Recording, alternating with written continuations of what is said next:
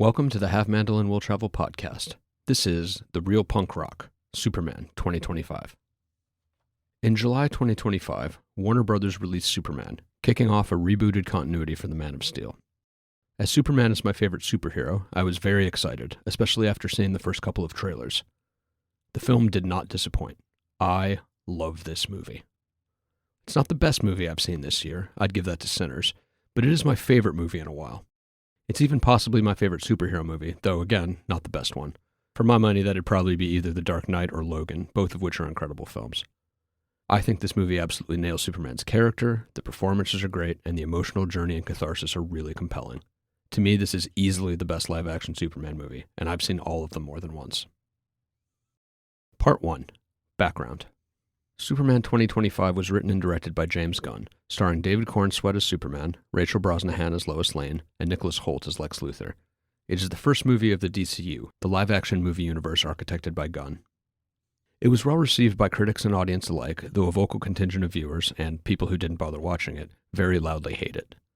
Anecdotally, almost everyone I know who saw it really liked it, with the only dissenter being a staunch Man of Steel and Zack Snyder defender who kind of damned it with faint praise, and honestly seemed a little irritated that it wasn't worse. Superman made about $600 million on a budget of around $225 million. I'm not going to do a detailed plot speedrun because I think you should see this movie if you haven't, but the setup is laid out in the text prologue. 3 centuries ago, the first superpowered beings known as metahumans appeared on Earth, ushering in a new era of gods and monsters. 3 decades ago, an extraterrestrial baby was sent in a spacecraft to Earth and adopted by Kansas farmers. 3 years ago, the baby, now grown, announced himself as Superman, the most powerful metahuman of all. 3 weeks ago, Superman stopped the country of Baravia from invading Jarhanpur, sparking controversy around the world. 3 hours ago, a metahuman called the Hammer of Baravia attacked Superman in the city of Metropolis. 3 minutes ago, Superman lost a battle for the first time. Oh, and I'm not going to avoid spoilers. Part 2. An unfortunate side quest. The discourse. It's hard to discuss this Superman without addressing the discourse around it. Specifically, I'm talking about the very vocal minority I referenced earlier. They seem to be mostly Zack Snyder/Snyderverse diehards nursing a grievance against Warner Brothers about the end of Snyder's DCEU, and emboldened by their victory in getting the studio to #release the Snyder Cut of Justice League. It tends to be extremely bad faith or completely media illiterate takes with undercurrents, or overcurrents, of alpha male fragile masculinity and an incel-adjacent mentality. It is mostly silly and sad, but I find it immensely frustrating. And I think the reason why is that it's a microcosm of the parasocial megaphone tribalism, performative trolling, and media illiteracy that the internet has helped infect all of society with. At the start, it was eye-rollingly irritating, with people posting still frames grabbed from the trailer, circling tiny things and saying, just cancel the film. But then quickly got embarrassing once the film came out and, much to the detractors' chagrin, did well critically and financially, at which point they just started inventing straws to grasp at. As so many insular groups do in the face of a collapsing narrative, they quickly fell back on conspiracies. The movie was actually a flop. The critics are lying. Rotten Tomatoes is paying off critics. Audiences are too stupid to understand the genius of the Snyderverse, etc., etc. Then it was actually a disaster because Man of Steel made more money, which it did, but not by a lot, and with its higher budget and pre-streaming, pre-COVID media landscape, it's kind of apples to oranges. But even if it wasn't, box office obviously isn't a proxy for quality, and I doubt people making the box office argument would say that Man of Steel was a disaster and a terrible movie because Wicked and Titanic made more. Like, 4 times more in the latter's case. And then there was more denial when Warner's reported that Superman profited over $100 million. They're obviously lying, etc., etc. People seem to have latched onto, I just don't like bad writing, without much elaboration, to use as an amorphous catch-all to code preferences, or bad faith positions, as prima facie objective facts that don't need defense. I've seen crypto being named crypto as bad writing. Crypto being an unruly dog is bad writing. And my personal favorite, Superman saving the squirrel to show he values all life is bad writing. An action that ties directly into a character's moral framework seems to me to be an example of good writing. The I don't like bad writing fallback is kind of funny coming from Snyderverse Superman defenders. See my pieces on Man of Steel and BVS for 21,000 words on why I think those films are written poorly. The worst of the bad faith criticisms come from the alpha male mindset shit that seems to undergird a lot of it. I've seen, people don't respect the Superman, they talk back to him. Like, no dipshit, they just aren't scared of him, and he doesn't want to be feared.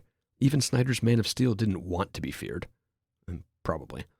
This sort of conflation of respect and fear honestly doesn't speak well to the maturity of the guys making the argument, and it does always seem to be guys.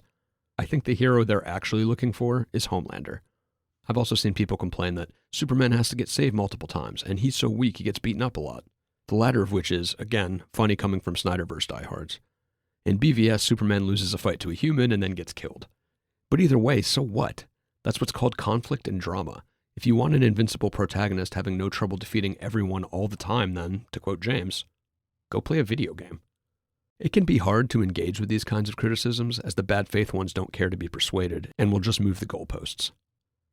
Something not being what you wanted or missing the things you like in movies is a valid reason for not liking something. It's not a valid reason to say something is objectively bad. What irks me is this kind of thing bleeds over into pop criticisms, causing a feedback loop when mixed with general media illiteracy. Not knowing much or not being curious about stories or film makes you susceptible to narrative, and with bad faith soundbites flooding the zone, the pop discourse gets distorted. I had an acquaintance who overall liked the film say, "What was the point of Hot Girl being there? She doesn't do anything," which is a take I've seen in some really misogynist and incel-y posts.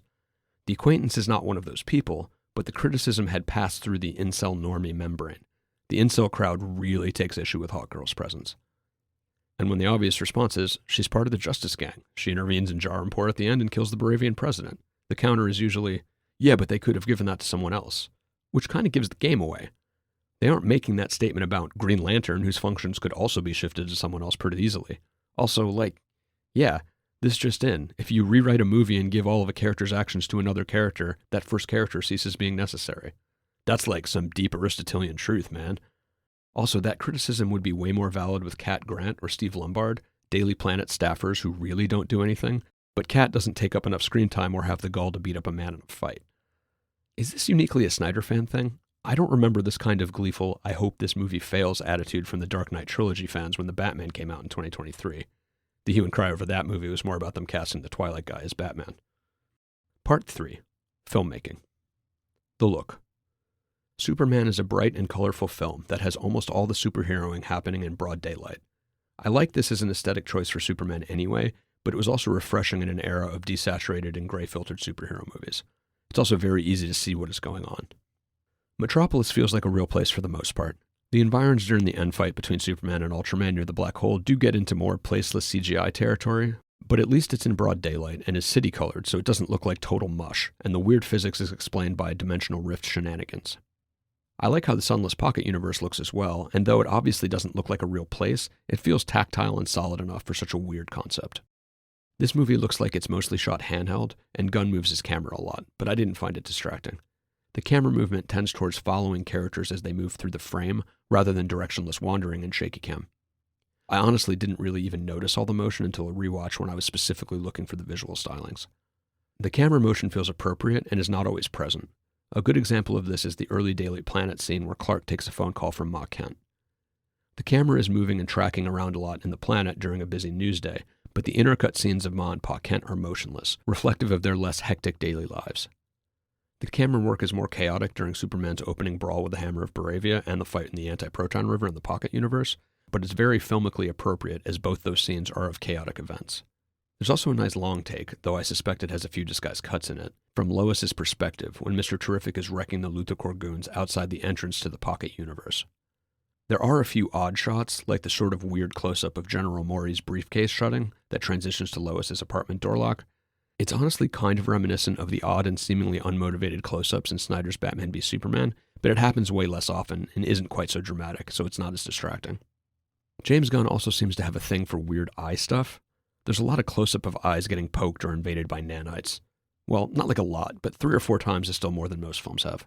There's even a sympathetic reaction shot from a bystander when Green Lantern creates a giant poker to stab the kaiju's eyeball, so Gunn clearly knows it's kind of uncomfortable. I don't know what to make of this. Also, I really like how the flying looks and is shot throughout the film. Acting and casting. You aren't likely to find a review, even a not stellar one, that doesn't praise the performances of Cornsweet, Brosnahan, Holt, and Edie Gathegi as Mr. Terrific. The acting is quite good all around, and I definitely think the mains really inhabit their characters. They feel really fleshed out and real to me. Some of that, of course, is the script, which has a lot of good subtle character work, but the performers really brought it to life. I've seen this movie get criticized for having too many characters, and there are a lot of characters, but for me it didn't feel like any character was given dramatic weight they couldn't support. Steve Lombard and Cat Grant, Daily Planet staffers present in a lot of comics, don't actually do anything, but the film doesn't need or ask them to. Cutting them entirely wouldn't cost anything, they're sort of just flavor text to make the world feel lived in, like the film's world doesn't entirely consist of main characters. I do understand this criticism, it just doesn't bother me very much. I mean, Lethal Weapon 2 has a crap ton of speaking parts. Murtaugh's squad and Stephanie the police psychiatrist also don't really do anything except establish some camaraderie with the mains, and it doesn't bother me there either. Making a police station or a busy newsroom feel realish requires a lot of people to be walking around. C'est la vie. Pace and density. Superman is fast-paced without being frantic, and it's also relatively short at just about 2 hours. God, more superhero movies need to be just 2 hours. It can be quite information-dense, especially at the beginning, as there's a lot going on and the viewer is just kind of thrown into the deep end, but there is breathing room. It's not balls to the wall the entire time. As an easy example, there's a 12-minute dialogue scene only 18 minutes in, and it's one of the best scenes in the film. More on this later. Even given the occasional information density, it's not hard to follow, and the world building tends towards environmental rather than expository.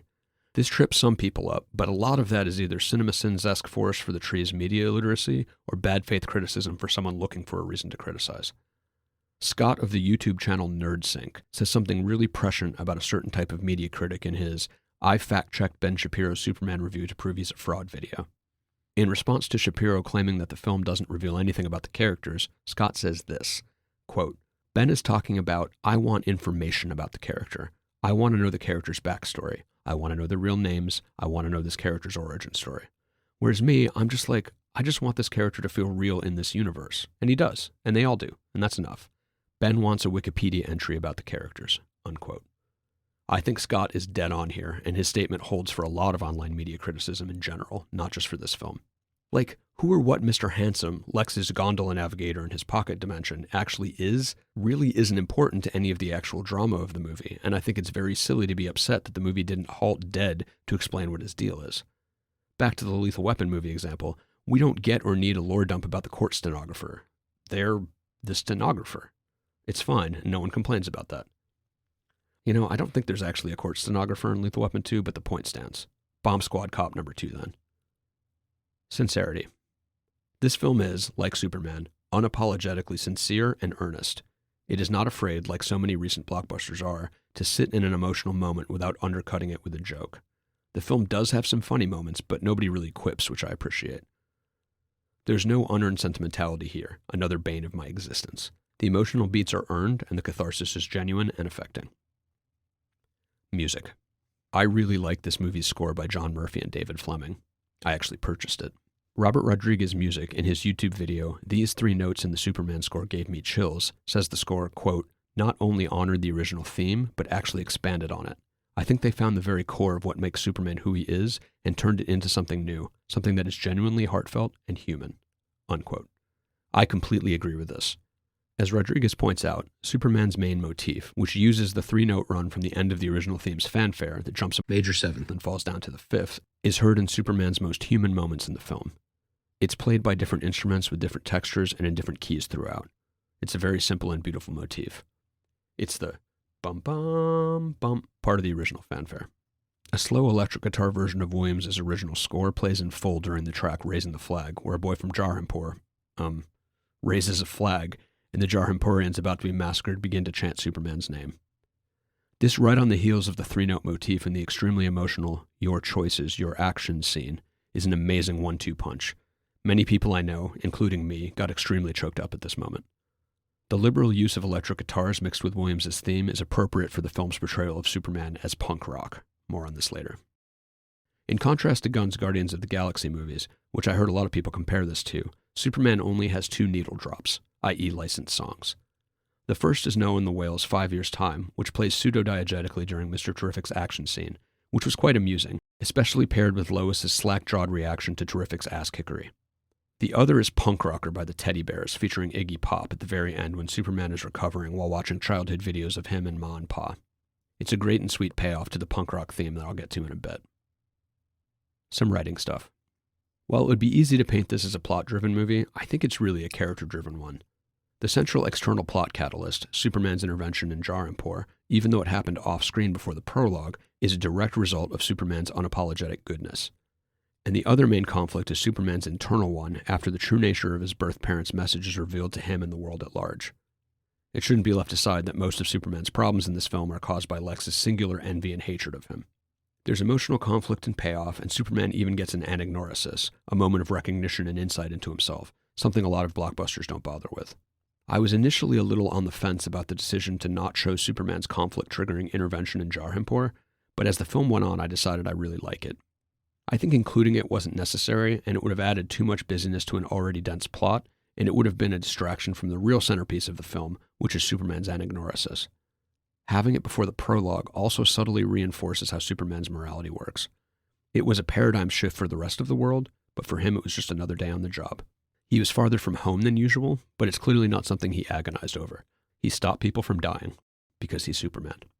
I think having metahumans be present on Earth for 300 years is a brilliant idea.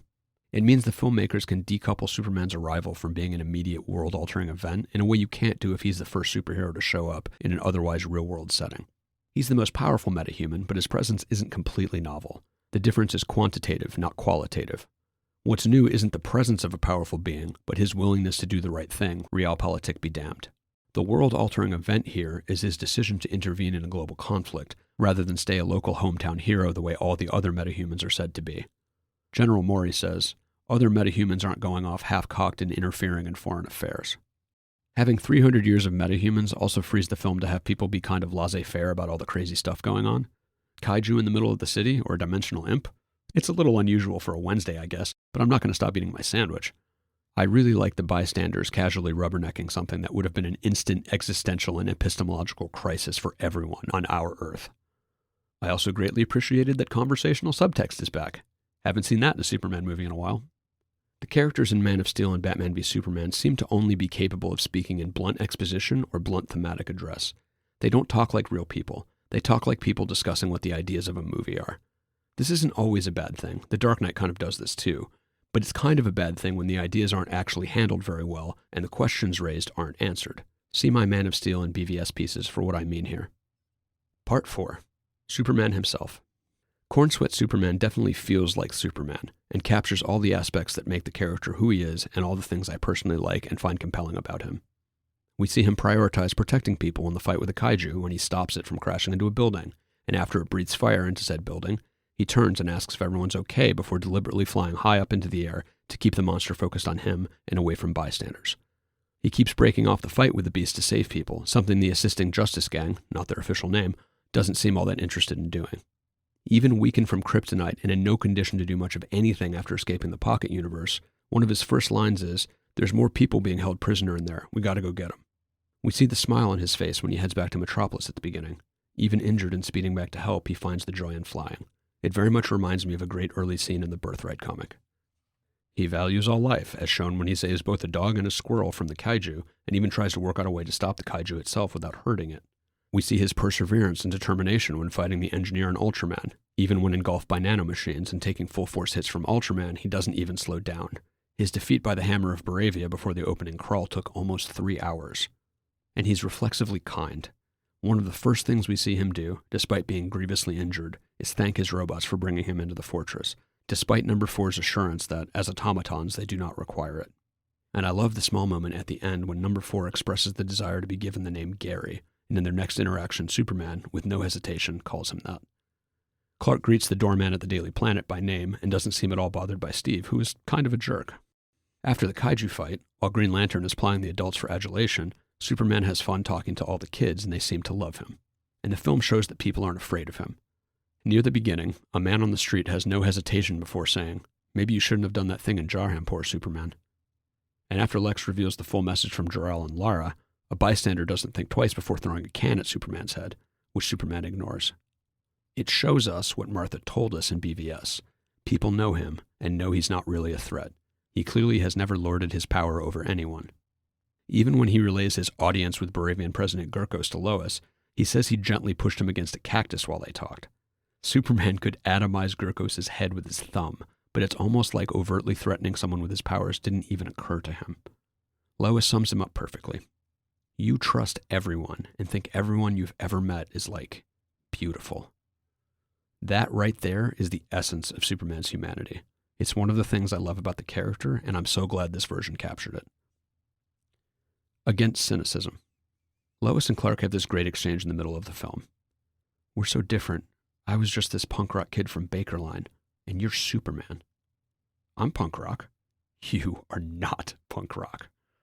But then, after Lois says her line about Superman trusting everyone and thinking everyone is beautiful, he says simply, maybe that's the real punk rock. This film makes a statement about Superman's brand of goodness that Rodriguez summarizes as, quote, in such a cynical world, being unapologetically kind and good is a rebellious act, unquote. When apathy, disillusionment, pessimism, and cruelty are the dominant pillars in culture, what is more anti-establishment than unapologetic, no-strings-attached kindness?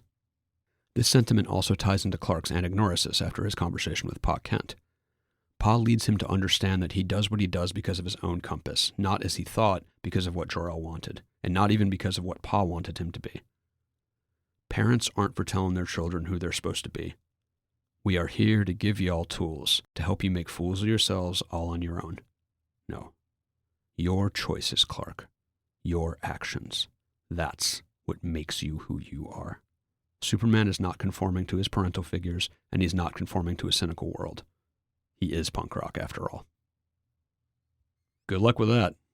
Gloves off. I found it quite satisfying that Superman pretty much beats Ultraman's ass when Lex is no longer telling Ultraman what to do. I also think this gestures at how much Superman usually holds back. Since he now knows Ultraman is his clone and can take a hit, he can open up a little bit more. It's also cool how, even with Lex still in control, Superman does a lot better in the baseball field fight against the Engineer and Ultraman than he did against just Ultraman at the beginning. He's learning and adapting. Also, that Lex thought his Raptors had a chance in hell against Superman is pretty funny. Superman just obliterates them with absolutely no trouble. Because he's Superman, you arrogant fools. This is kind of subtle and easy to miss, but this Superman doesn't have a no-kill rule. It's almost a throwaway line, but Peacemaker, played by John Cena, in the interview that's playing in the background of the second apartment scene, says Superman made this declaration that he's against killing people unless it's absolutely necessary. Superman also says of the kaiju, I was hoping we could capture it and take it to an intergalactic zoo or at least euthanize it less painfully. This line also implies that he understands that, in a life-or-death situation, someone who doesn't have his powers might have to make a hard choice. He would almost never have to, but it would be a bit unfair to expect that of everyone in all situations. He still values all life, but he's more of a realist than in some incarnations. Though maybe not the movie versions. I think every Superman except Routh has killed someone. Whether this one killed Ultraman when he threw him in the black hole depends on how black holes work in this universe. Part 5. Jor-El and Lara. One of the most controversial things in the film, among both bad faith haters and good faith but misguided appreciators, is the unexpected way Jor-El and Lara are portrayed. At the beginning, Superman listens to the damaged message from his birth parents while he is recovering, as it brings him comfort.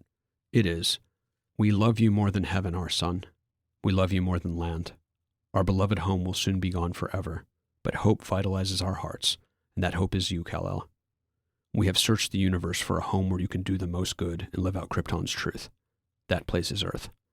The message cuts off here, but as Superman tells Lois, he takes it to mean that they sent me here to serve humanity and to help the world to be a better place.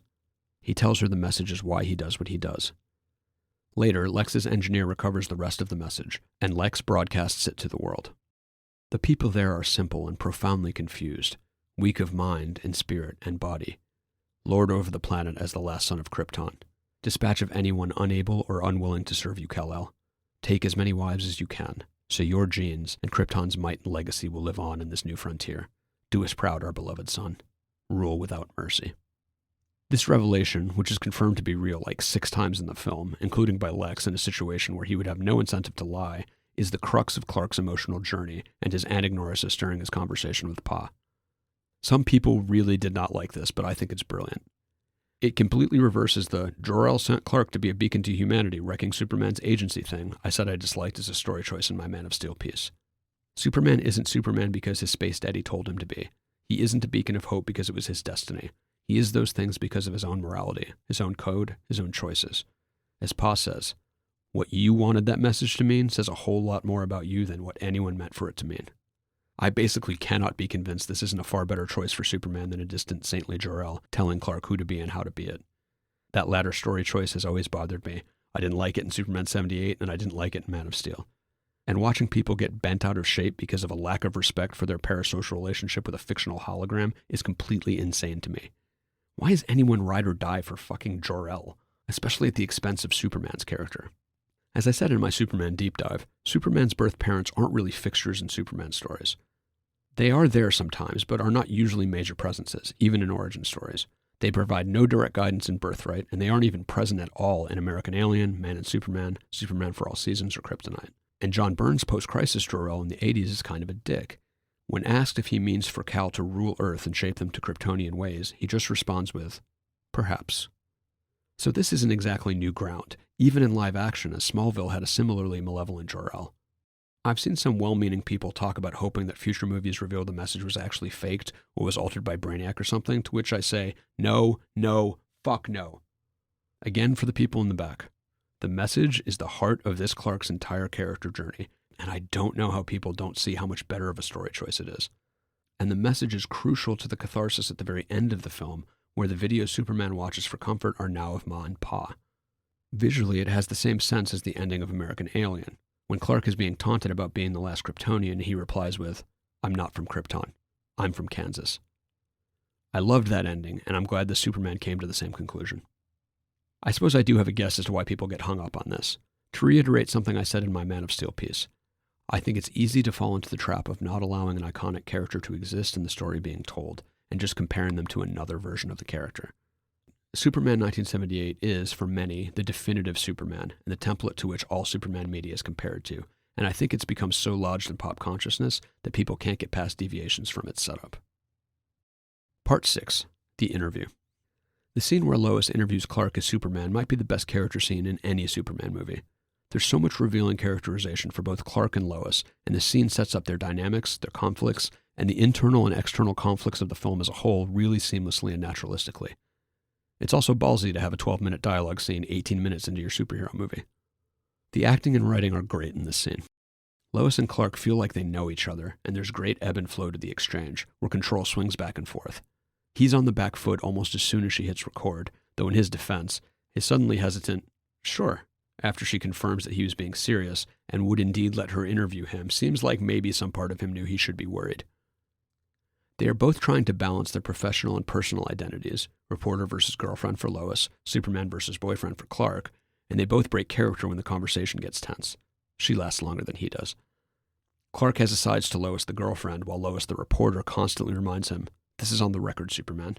But then her frustration boils over at his asides and she says, this is on the record, Clark, finally cracking and using his real name while the recording is still going.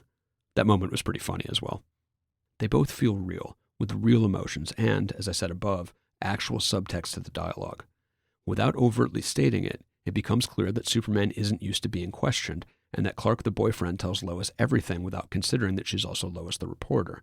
She also crosses some lines, like when she asks him where on Earth he's from, and he says, I'm not going to say that. You know I'm not going to say that. And she immediately backs down, realizing she pushed too far. Lois asks good and tough questions, and there is some legitimate ideological conflict between the two. Lois frames the wisdom of his Jar-Empor intervention in terms of cynical realpolitik, asking Superman if his actions might have caused more problems around the world than a war that lasted between 12 and 24 hours and was just replacing one tyrannical regime with another. Clark is taken aback at this. Is that really how you feel? For him, the calculus for intervention was as simple as, people were going to die. Both of their worldviews are laid bare in this one back and forth. It's also set up for their conversation later when she says, I question everything and everyone. You trust everyone and think everyone you've ever met is, like, beautiful. A worse written film would have had that exchange in the first interview scene rather than planting the seeds for it and letting it be the two of them working out why they were in conflict earlier. Performance-wise, I like how you can track how he's feeling by his responses during the ceasefires in the interview. After Lois suggests they change the subject when he gets frustrated and shouts people were going to die, he only musters a defeated, okay. In contrast to his earlier chipper, but maybe a little performative, yeah, fine, after Lois asks if they can go on after a pause in the exchange when it started to get a little heated. Both Cornsweet and Brosnahan were perfect in this scene. The interview also reinforces the importance of his birth parents' message that we saw at the beginning, without tipping its hand that Clark's "the message is why I do what I do" is going to be the crux of his character arc for the film. Also, several points in the interview are quite funny without undercutting the serious friction between Lois and Clark that it reveals. I particularly liked his kind of petulant response to her asking how he thinks the interview is going. I think I'm doing a good job. I also chuckled at how he leaned down to say, after I stopped the war, directly into the recorder before moving on to describe his interaction with Gurkos. Part 7. Lex Luthor. I really like Nicholas Holt's Lex Luthor. He's easily one of, if not the most competent Lex we've seen in live action. He's also arrogant, petty, and vindictive. His resentment and jealousy of Superman is the reason for all of his actions in the film. As the man himself says, I'm aware envy consumes my every waking moment. I know when they mention Galileo or Einstein or one of those other twits in the same breath as me, I feel a tide of vomit burn the back of my throat. But at least Galileo did something. He wasn't some dopey Venusian catapulted onto this planet just to have the world fawn over him because his strength illuminates how weak we all really are. So my envy is a calling. It is the sole hope for humanity because it is what has driven me to annihilating you. Lex's ego and lack of empathy lead him to project and massively misread Superman's appeal. People don't love the Superman because he's strong. It's because he's kind. It's because he checks to make sure people are okay and doesn't condescend to them. Feeling inadequate next to him is distinctly a Lex problem. No one else in the film seems to have an issue with this. As I said earlier, Superman doesn't lord his power over people. Lex, however, absolutely does, and is the type to take the fact that Superman doesn't as a supreme insult, like Superman doesn't even respect him enough to threaten him. Early in the film, Lex has Ultraman, who he just described to Morian Flag as the most powerful being on Earth, turning on lights for him at a snap of his fingers. It's a small moment, but it captures Lex's idea of power, and it is also diametrically opposed to how Superman acts. Superman thanks his robots, Lex abuses his interns, and everyone is an intern to him. Also, as Ultraman is later revealed to be a clone of Superman, the moment with the light switch also reveals Lex's vision of the ideal relationship between him and Superman. Lex's plans go awry in this film because of his ego and lack of empathy. In the Pocket Universe, Rex decides to release Superman after he sees Lex's cruelty in murdering Molly. And his ego leads him to stop obfuscating that he's coaching Ultraman's fight moves and just start yelling out the commands, which tips off Superman that he needs to destroy Lex's camera drones. Also, Lex's line after murdering Molly, "I'll be back later with someone else you've chatted with, and I'll kill them too," shows how much he doesn't get Superman. Superman would care just as much if it was a complete stranger. But of course Lex can't conceive of this. Part 8. Critiques. I do have some critiques of this movie, though not many. My biggest one is how quickly the populace turns on Superman after Lex reveals the message, and secondarily, how quickly they turn on Lex when Lois's article revealing his machinations goes live. I believe the populace would in fact end up where they did in both cases, but the way it's done necessitates everyone to simultaneously see the news and immediately have an instant reaction to it, talking head pundits and all. It's a case of the setup and endpoint being fine, but the journey was way too fast. I suppose this could be a satirical thing, like it's commenting on how fickle everyone is in an instant access 24-hour news cycle setting, but it really isn't framed like that. The way the scene where the people turn on Superman is shot is great, so I get why filmmakers didn't sweat the mechanics too much, but the hyper-accelerated timeline took me out a little bit. There's some other oddities, like it's kind of strange that when the Daily Planet team are in the T-Craft while Lois dictates her story, there's a bunch of named characters and then there's just this guy who is also there but doesn't do or say anything. But I don't have any other big criticisms. Even the sillier stuff, like Lex's Rage Monkeys, doesn't bother me. Having little weird stuff in what is a pretty weird movie seems on brand. Nothing feels out of place with the world the film set up. Oh, and this isn't really a critique, but I would have liked it if one of the end credit bits was Superman with the kids in Jaranpur, like playing soccer with them or something. Part 9. Gallimaufry. The drunken mess of a Supergirl played by Millie Alcock, who shows up in the end scene as the version of Supergirl from Tom King's Woman of Tomorrow comic. That story is getting an adaptation next year, and I'm really looking forward to it. Woman of Tomorrow is incredible.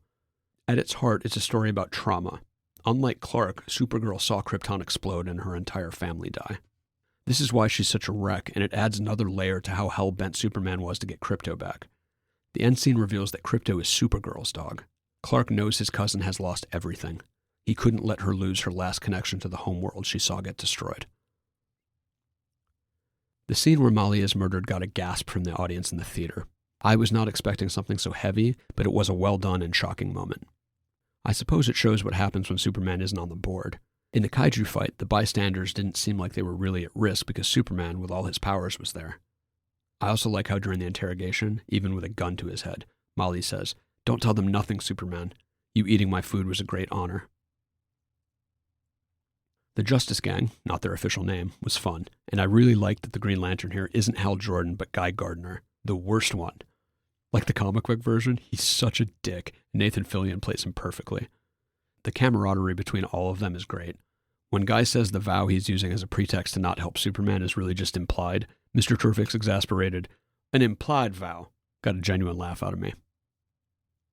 Clark the Reporter is barely in this, but he's probably the Clark that looks the most different from Superman. I can almost buy that people don't recognize him. I kind of hope Clark's hypno-glasses that, according to Guy, change what he looks like in your mind so you don't recognize him are just something Clark made up. Especially in a movie like this, I don't care if there actually are hypno-glasses, but I think it would be funny to reveal down the line that they were just placebo. One really dumb criticism I saw was, why didn't Supergirl tell him what the rest of his parents' message was? That's a plot hole. No, it isn't, you clowns. She probably didn't even know. Do you know everything your uncle told your cousin? Even if she did know, she might not have wanted to tell him. He was doing fine. One aspect of media illiteracy is a fixation on aesthetics, like how muted colors equals adult and bright colors equals for kids, regardless of what actually happens in the movie. Or dumb fan casting, a thing I kind of hate, that is content saying the only requirement for the perfect casting is that they sort of look like the character. I referenced the funniest example of aesthetic fixation in my Batman v Superman piece, where a poster acknowledged that Cavill's Superman was poorly written and had nothing to do, but then went on to say he's the best Superman. I mean, Cavill definitely does look like Superman, but Mr. Terrific trying so hard to stay dignified while riding Krypto, and the way he shakes himself off and straightens his coat, trying to play it cool after crashing through Lex's window riding a dog, was also quite funny. I like that Superman makes an attempt to talk Ultraman and the Engineer down in the baseball field fight. It doesn't work, but I like that he tried. I like that the Engineer refers to Superman as it in her very first scene, way before Lex articulates, he's not a man, he's an it. It's nice attention to character detail. I like that even Guy doesn't really think Superman is there to conquer the Earth. Is Supes here to take over the world? I don't know. Probably not. It might be because he thinks Superman is too much of a wuss, but whatever.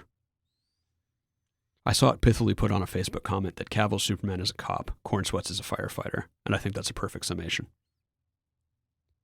It's interesting how in the interview scene, whoever is in control at the moment seems to be framed on the left side of the screen. It's Lois for the beginning, and then switches to Clark when he's talking about his mission, and he pushes back on her for asking where he landed on Earth. There's some nice planting and payoff in the writing, like when the Engineer uses her nanites to envelop Krypto near the beginning, establishing the efficacy of that against Kryptonian physiology, which will come up again later when she does it to Superman. Another small example is when Lex brings Gurkos a donut from a new shop and says he's been thinking about opening one in his half of Jarampur. It's a small moment that I didn't even notice on my first watch, but it sets up Lex's endgame with the Baravian invasion that the audience won't learn about till considerably later. Lex has a framed photo of Mr. Handsome on his desk. It's visible only really briefly, but what the fuck? I like that the post-credit scenes are low stakes and aren't used for setup of any future films. That was starting to get really old for me. I've heard that Gunn doesn't like how superhero movies use them to advance narratives, and I appreciate that. James Gunn has writing credit on the Mighty Crabjoy song that plays between the end credit scene with Krypto and the one with Mr. Terrific, so not a real band. This film is much less allergic to being critical of the government than the Snyderverse was. Here, General Mori wants to do something about Superman, but is worried about how it will look, and as soon as public sentiment shifts on Superman, the government acts. The government also knows about the extrajudicial pocket universe prison and is okay with it. And of course, the judiciary has decided the Fifth and Sixth Amendment doesn't apply to Superman because he's an alien. The last bit is also prescient, as in 2025, internet, constitutional scholars were assuring everyone that the Fifth Amendment and due process didn't apply to the undocumented. I think this movie was written in 2023. Superman's line, "First of all, whether or not Jarampur is an imperfect country does not give another nation the right to invade it," is very on brand for him. Wrong is wrong, no matter who it happens to. It isn't explicitly stated in the dialogue, unlike basically every other live-action Superman movie, but Superman does give people something to aspire to and hope for. At the end, the corporately funded Justice Gang, not their official name, gets over their unwillingness to run afoul of the U.S. government by intervening in Jarampur against Baravia, an American ally, and stops a massacre. And the people of Jarampur use Superman's symbol as a beacon of hope. As I said earlier, this film's interview scene is the best character scene in any Superman movie, and I stand by that, But Lois and Clark's interview in Superman 78 is also amazing and has a lot of character. The dynamic is different, though, as they don't know each other yet in that one. Part 10. Conclusion. I both really like this movie and think it's pretty good. Admittedly, DC live-action films have set a pretty low bar, but I think this is better than most Marvel movies, too, which for me only rarely peak higher than solidly competent. I thought Superman was inspiring, and I would recommend it without caveat. I needed this movie this year. I also appreciate that it took a big swing and set a powerful emotional story in a pretty weird world. Movies aren't comics, and in the current landscape, ambition is rarely encouraged by a major studio. I'm looking forward to see what the DCU will do next. This has been the Have Mandel and Will Travel podcast. I'm Matt Giuliano, and I hope you've enjoyed this piece.